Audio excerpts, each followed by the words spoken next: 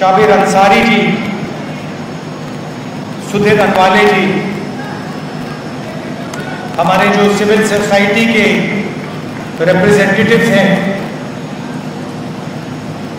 और मीडिया के हमारे मित्र हैं, आप सबका यहाँ बहुत बहुत स्वागत, नमस्कार। कैसे हैं आप? ठीक है।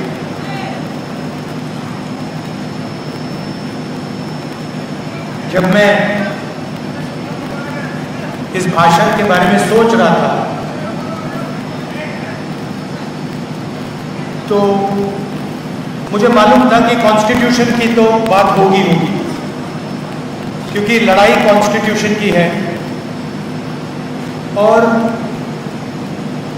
कॉन्स्टिट्यूशन में बहुत बड़ा रोल अंबेडकर जी का था। तो अंबेडकर जी, गांधी जी का भी डिस्कशन होगा।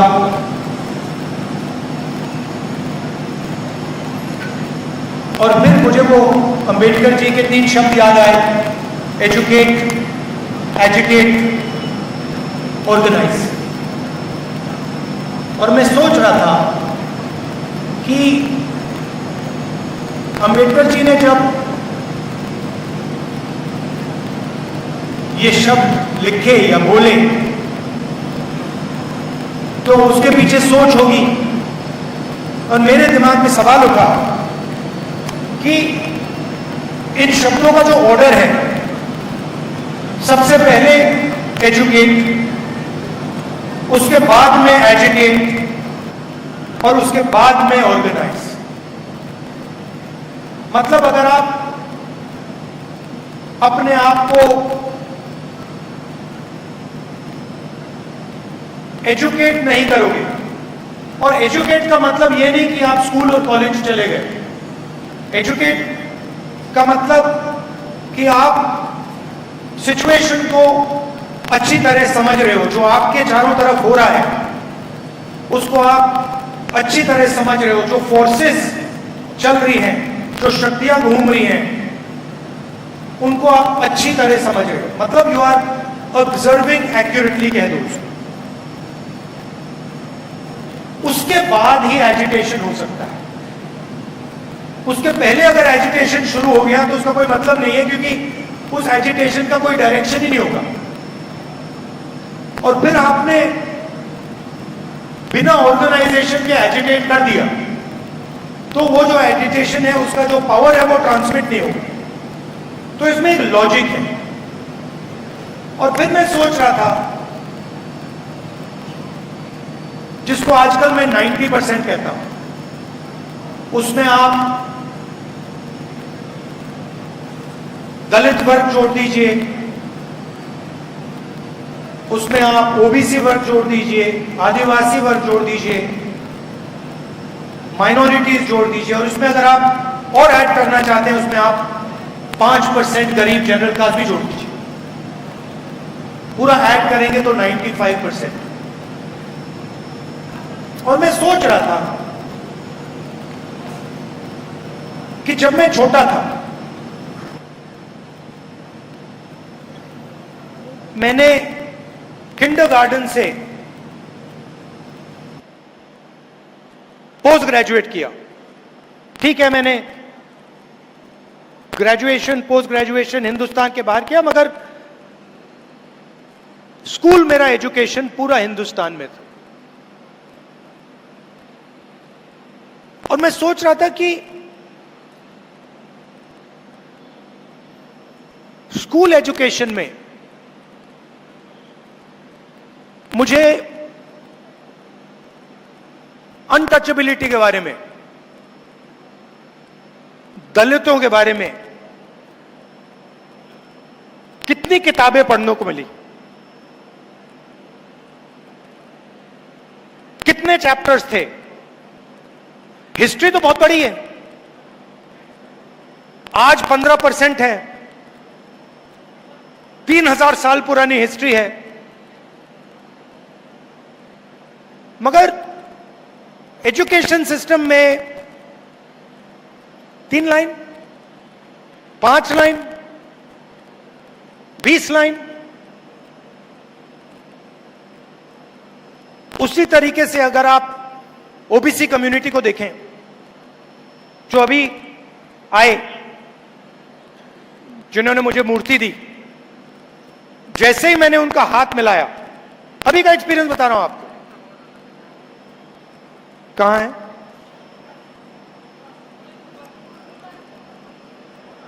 स्वप्निल कुमार जी कहां है? कहां है? चले गए? पीछे क्यों? उनको आगे लाइए ना। देखो यही है, पीछे कर दिया। जो हाथ से काम करता है वो पीछे है। तो जैसे ही मैंने इनका हाथ मिलाया, कांटेक्ट होते ही मुझे पता लग गया कि इस हाथ में हुनर है। अब आप देखिए,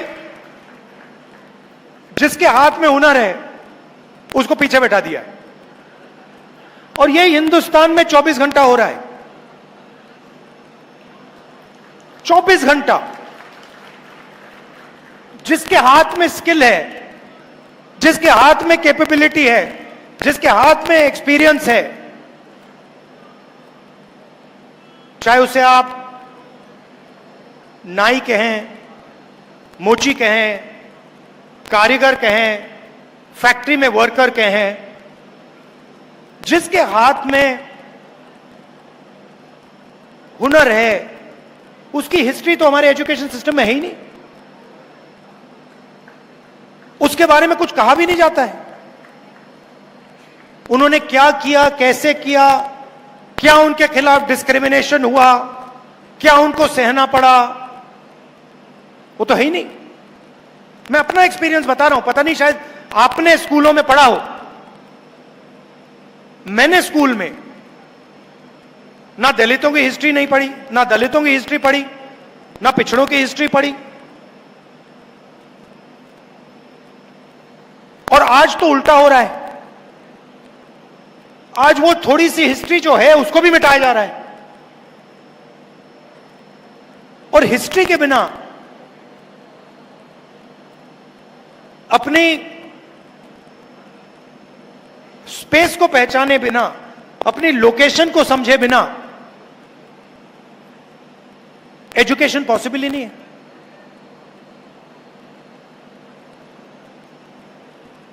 तो जब हम एजुकेशन की बात करते हैं तो फिर सवाल उठना चाहिए कि ठीक है भाई, एजुकेशन सिस्टम में किसका कंट्रोल है?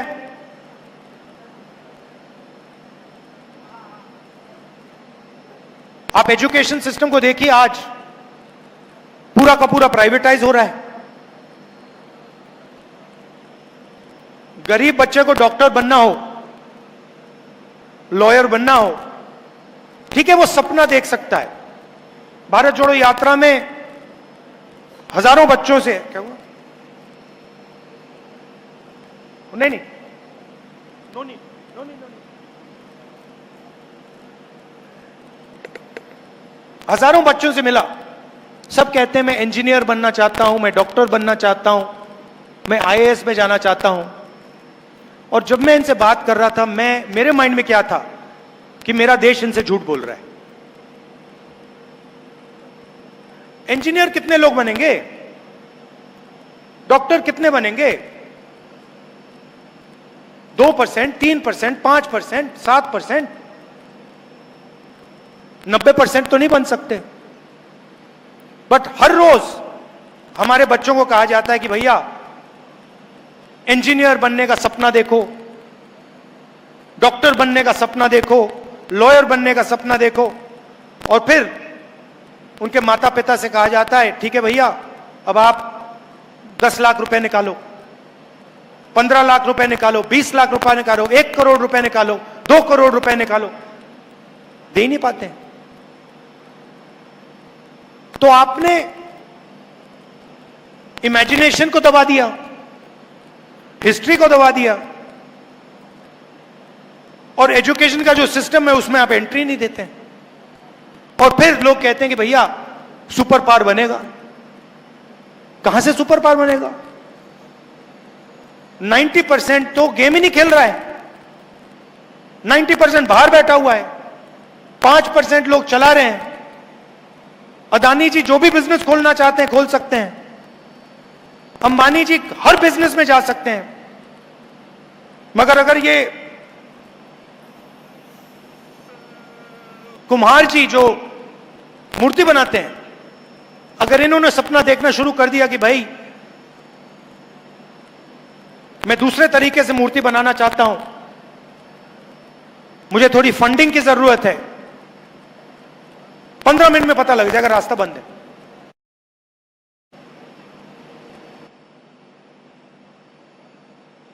और एक तरफ से बंद नहीं है।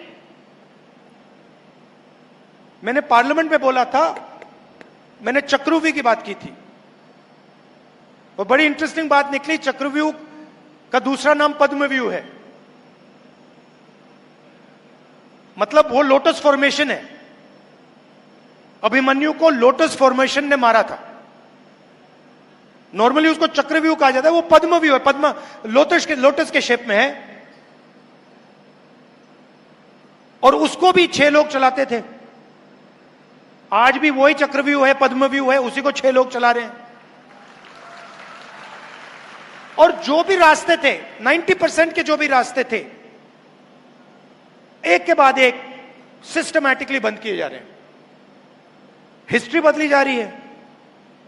आप अगर आज किसी आरएसएस के वाइस चांसलर से पूछो, भाई हिंदुस्तान में अनटचेबिलिटी जैसी चीज थी, वो आपको कहेगा कभी नहीं थी।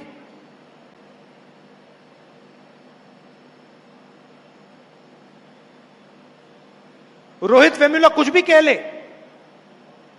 उसके खिलाफ डिस्क्रिमिनेशन हुई नहीं। तो एजुकेशन का रास्ता बंद, इंडस्ट्री का रास्ता बंद।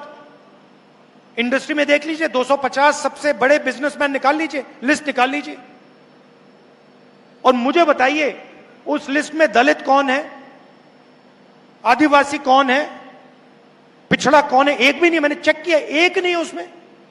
मैनेजमेंट टीम की लिस्ट निकालिए, अदानी, अंबानी, इन सब कंपनीज की मैनेजमेंट लिस्ट निकालिए, सीईओ को छोड़ दीजिए, ओनरशिप छोड़ दीजिए, मैनेजर्स निकालिए, और मुझे दिखाइए सीनियर मैनेजमेंट में जिनकी मतलब 1 करोड़, 2 करोड़, 50 लाख, 15 लाख वाली सैलरीज होती हैं, उसमें मुझे नाम दिखा दीजिए। एक नाम दलित का दिखा दीजिए, एक आदिवासी का दिखा दीजिए, एक पिछड़े वर्ग के व्यक्ति का दिखा दीजिए, नहीं मिलेगा। मीडिया की बात की मैंने, इनसे पूछिए, इनके मालिकों की लिस्ट निकालिए, 90% में से इनको एक नहीं, आपको एक नहीं मिलेगा। और फिर 24 घंटा मीडिया में ग्रोथ की बात होती है, प्रोग्रेस की बात होती है, सुपर पावर बनने की बात होती है, और 90% है ही नहीं कहीं। हाईकोर्ट देख लीजिए, जुडिशरी देख लीजिए, इंडस्ट्री देख लीजिए, इंटेलिजेंस एजेंसी देख लीजिए। अच्छा, मैंने लिस्ट निकाली आरएसएस के जो नॉमिनेटेड लोग हैं, हजारों लोग हैं उसमें, जो हिंदुस्तान का इंस्टीट्यूशनल इंफ्रास्ट्रक्चर में वो डालते हैं, संस्थाओं में डालते हैं, उसमें आपको एक दलित नहीं मिलेगा, एक आदिवासी नहीं मिलेगा, एक पिछड़ा ही मिलेगा। तो 90% के लिए सारे के सारे दरवाजे एक के बाद एक बंद हो रहे हैं। अग्निवीर क्या है? लोग कहते हैं अग्निवीर जवानों के लिए स्कीम है। अग्निवीर हिंदुस्तान के 90% लोगों के हाथ से पेंशन छीनने का स्कीम है। पहले अगर एक युवा आर्मी में जाता था, जवान बनता था, तो देश उसे कहता था कि देखिए आपने देश को अपनी जिंदगी दी है, हम आपको प्रोटेक्शन देंगे, हम आपको पेंशन देंगे, कैंटीन देंगे, और अगर आपको कुछ हुआ, अगर आप शहीद हुए, तो हम आपको कॉम्पेंसेशन और शहीद का दर्जा देंगे। यह कमिटमेंट था हिंदुस्तान की सरकार का, और उसमें ज्यादा से ज्यादा 90% लोग हैं।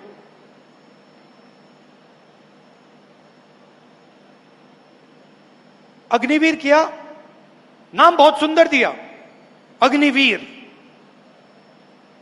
मगर अग्निवीर की सच्चाई क्या है?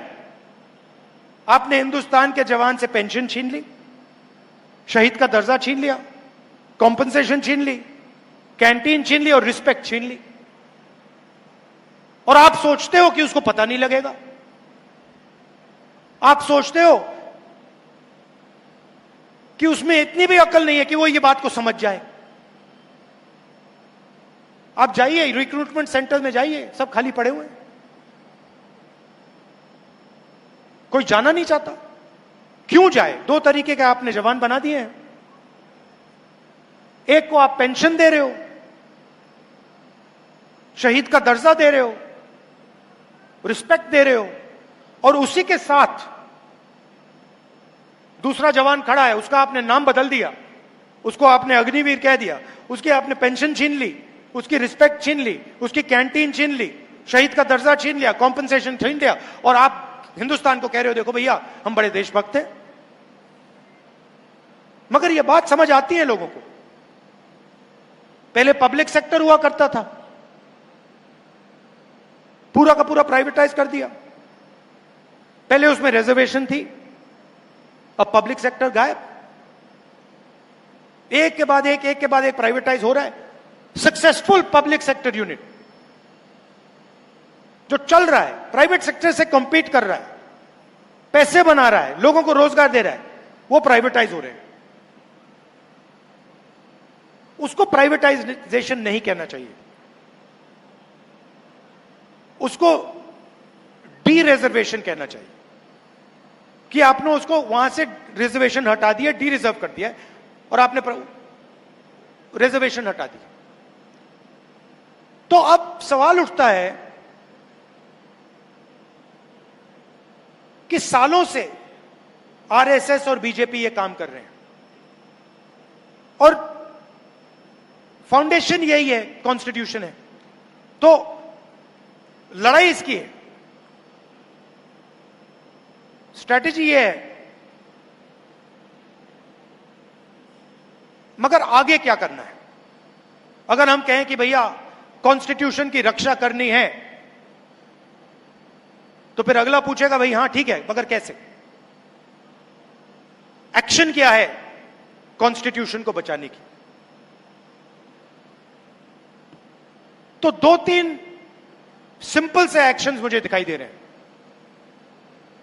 सबसे पहला एक्शन कॉन्स्टिट्यूशन को बचाने का, रिजर्वेशन की जो दीवार है 50% वाली, इसको तोड़कर हटाने का। क्योंकि आबादी 90% है, और जब मैं हिंदुस्तान की सरकार को देखता हूं, जो हिंदुस्तान के पूरे बजट को चलाता है, 90 आईएएस ऑफिसर्स इसको चलाते हैं। हिंदुस्तान के बजट का सारा पैसा, 100% पैसा ये 90 लोग डिसाइड करते हैं। 90 में से 3 ओबीसी हैं। आपकी आबादी 50% कम से कम, 90 में से 3 आपके। दलितों की आबादी 15%, उनके भी 3। आदिवासियों की आबादी 8%, उनका 1। मगर उससे बात समझ नहीं आती, 90 और 3 में से बात समझ नहीं आती। बात फाइनेंस की जब बात होती है तब समझ आती है।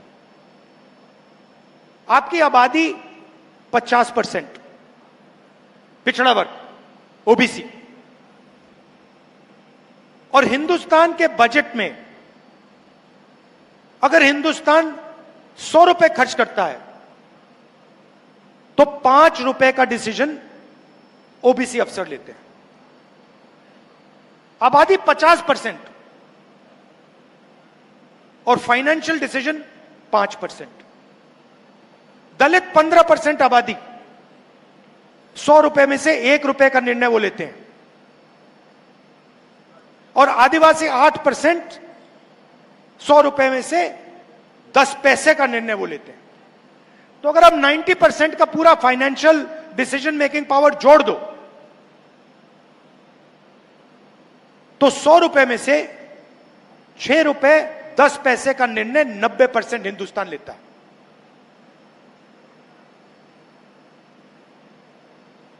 ₹6 100 रुपए में से 90% डिसाइड करता है। तो दो चीजें तो बिल्कुल साफ है और मैंने पार्लियामेंट में कह दी है, और वो शुरुआत है। पहला कदम ये जो बैरियर है 50% का, इसको कांग्रेस पार्टी और इंडिया गठबंधन लोकसभा राज्यसभा में बदलेगा। और हम मतलब ऐसे वायदे नहीं करते हैं, आप जानते हो, जब हम कुछ कहते हैं हम करके दिखाते हैं। ये हमारा रेप्यूटेशन है। हमने कहा कन्याकुमारी से शुरू होगी, कश्मीर में बंद होगा, खत्म होगी। कन्याकुमारी से कश्मीर गए। तो पहला स्टेप, ये जो फॉल्स सीलिंग, आर्टिफिशियल सीलिंग लगा रखी है, इसको हटाना है। और दूसरा स्टेप, जिसको मैं क्रांतिकारी स्टेप कहता हूं, जाति जनगणना, कि यह पता लगाना है कि इस देश में पिछड़े वर्ग के लोग कितने हैं। आज कोई नहीं जानता। मैं कह रहा हूं 50% है, मगर लीगली कोई नहीं जानता। अगर आप मेरे पास आए और आपने कहा नहीं 10% है, तो लीगली आप भी सही हो, मैं भी सही हूं। जाति जनगणना के बाद आप मुझे कह नहीं पाओगे कि भैया आप 10% हो। मैं कहूंगा नहीं भैया 10 नहीं है, 50 है।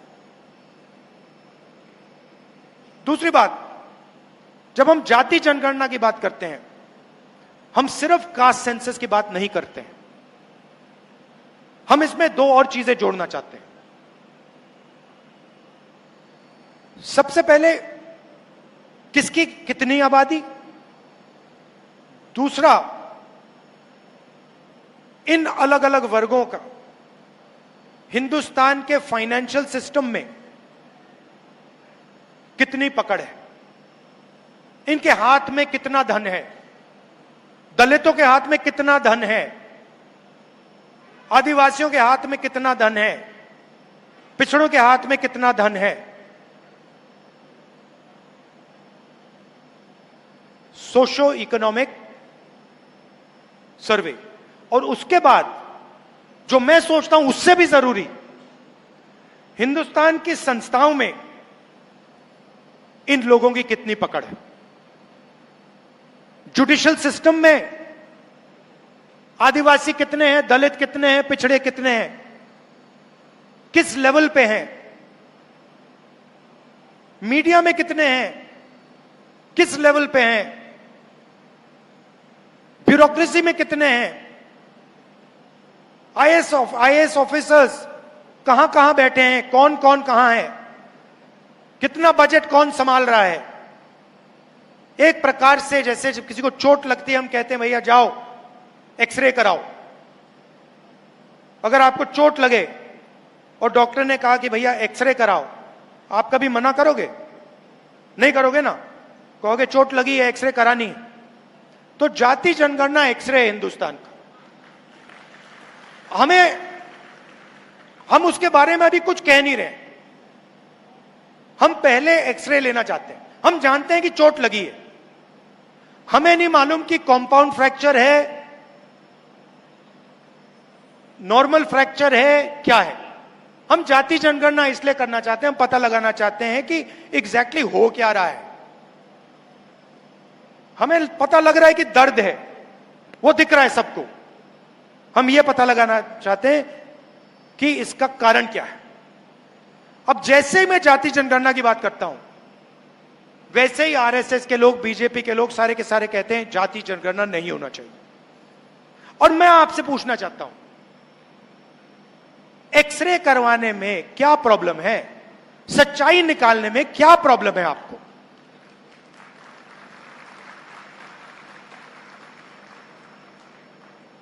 ये जाति जनगणना नहीं कराना चाहते हैं क्योंकि ये सच्चाई से डरते हैं। ये चाहते हैं कि देश के जनता को पता ना लगे, 90% को पता ना लगे देश का धन, देश की संस्थाएं, देश को चलाने का सिस्टम किसके हाथ में है, कितना किसके हाथ में। और यह भी मैंने कहा दिया है, खारगे जी ने कहा है, मैंने कहा है, कांग्रेस पार्टी की पूरी लीडरशिप ने वर्किंग कमेटी में कहा है कि 50% रिजर्वेशन की जो दीवार है उसको तोड़ेंगे और जाति जनगणना को लोकसभा में, राज्यसभा में पास करके दिखाएंगे। और आप यह भी समझ लीजिए, इसको कोई शक्ति नहीं रोक सकती है। दुनिया में कोई शक्ति नहीं है। मोदी जी कुछ भी कर लें, कोई भी डांस गाना कर लें, बीजेपी कोई भी नाच ले, आरएसएस कुछ भी कर ले, आप देखना, लिख के ले लो, जाति जनगणना हिंदुस्तान की लोकसभा और राज्यसभा में पास होगा और कानून बनेगा। और सच्ची राजनीति, 90% की जो राजनीति है, इन 2 कदमों के बाद शुरू होगी। क्योंकि फिर हमें 21वीं सदी है, डेटा के बिना, इंफॉर्मेशन के बिना कुछ होता नहीं है। जाति जनगणना के बाद सारा का सारा इंफॉर्मेशन, डेटा हमारे हाथ में होगा। तो यह मैं आपसे कहना चाहता था कि बीजेपी और आरएसएस सारे के सारे रास्ते बंद कर दिए। हमें रास्ते खोलने हैं, इसको डिफेंड करना है, क्योंकि अगर यह छिन गया तो फिर सब गया। और ये सब लोग जानते हैं। आपने देखा होगा, देखिए, आपने देखा होगा, पहले नरेंद्र मोदी जी 400 पार कह रहे थे, याद है आपको? 400 पार, 400 पार, मुस्कुराते थे, 56 इंच की छाती थी। उसके बाद क्या हुआ? उसके बाद हिंदुस्तान की जनता ने बिना उन्हें एक शब्द बोले उन्हें कह दिया, इसको आपने छुआ, फिर देखो क्या होता है। और आप सबको बहुत अच्छा लगा जब नरेंद्र मोदी जी ने कॉन्स्टिट्यूशन को अपने सिर पे ऐसे लगाया। वो लगाना पड़ा, वो इस किताब को मानते नहीं है। हिंदुस्तान की जनता ने उन्हें कहा, भैया सिर झुकाओ और इसको अपने माथे पे लगाओ, और उनको करना पड़ा। यह है हिंदुस्तान की जनता की शक्ति और हिंदुस्तान की जनता का ज्ञान। वो समझते हैं, गरीब से गरीब व्यक्ति समझता है कि अगर यह चला गया तो सब कुछ चला गया, और इसको हम कभी जाने नहीं देंगे। ये कुछ भी कर लें, यह नहीं जाएगा यहां से। और इसकी रक्षा करने के 2 सबसे बड़े तरीके हैं। इसका प्रोटेक्शन करने के लिए 2 सबसे बड़े तरीके हैं, जाति जनगणना और 50% की दीवार को तोड़ना। और तरीके भी हैं, मगर ये पहले 2 कदम हैं। आप यहां आए, आपने डिस्कशन किया, आप कॉन्स्टिट्यूशन के लिए लड़ते हो, जीते हो, मरते हो, इसके लिए मैं आपको दिल से धन्यवाद करना चाहता हूं। और मैं आपको कहना चाहता हूं कि जहां भी मेरी जरूरत होगी, जहां भी मेरी जरूरत होगी 90% की मदद करने के लिए, मैं वहां, जैसे ही आप ऑर्डर दोगे, मैं हाजिर हो जाऊंगा। और क्यों? क्योंकि मैं जानता हूं कि देश 90% के बिना चल नहीं सकता है। देश हुनर की रिस्पेक्ट करे बिना चल नहीं सकता है, खोखला है। और हमें खोखला देश नहीं चाहिए। हमें मजबूत देश चाहिए, और अगर हमें मजबूत देश चाहिए तो उसमें 90% लोगों की भागीदारी होनी ही पड़ेगी और चॉइस ही नहीं। आप सबका दिल से धन्यवाद, नमस्कार, जय हिंद। एजुकेशन सिस्टम में है ही नहीं, उसके बारे में कुछ कहा भी नहीं जाता है। उन्होंने क्या किया, कैसे किया, क्या उनके खिलाफ डिस्क्रिमिनेशन हुआ, क्या उनको सहना पड़ा, वो तो है ही नहीं। मैं अपना एक्सपीरियंस बता रहा हूं, पता नहीं शायद आपने स्कूलों में पढ़ा हो, मैंने स्कूल में ना दलितों की हिस्ट्री नहीं पढ़ी, ना दलितों की हिस्ट्री पढ़ी, ना पिछड़ों की हिस्ट्री पढ़ी। और आज तो उल्टा हो रहा है, आज वो थोड़ी सी हिस्ट्री जो है उसको भी मिटाया जा रहा है। और हिस्ट्री के बिना